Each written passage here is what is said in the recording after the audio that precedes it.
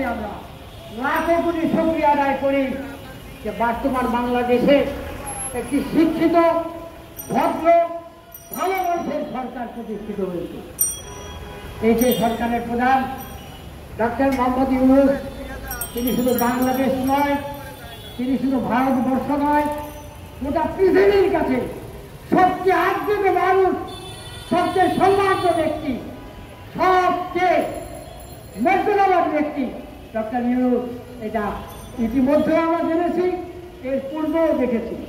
Doctor Yunus ক্ষমতা আসার পরে পৃথিবীর এমন কোনো দেশে এমন কোনো নেতা নাই, শুধু তাই না, পৃথিবীর যে সমস্ত স্বনামধন্য নেতারা বিভিন্ন দেশে এর আগে সরকার পরিচালনার দায়িত্বে ছিলেন, তারাও ডক্টর ইউনূসকে স্বাগত জানিয়েছেন। এই কারণে যে এই মনোভাবকে টেনে আনার জন্য একটি ভালো মানুষের প্রয়োজন, একটি শিক্ষিত মানুষের প্রয়োজন।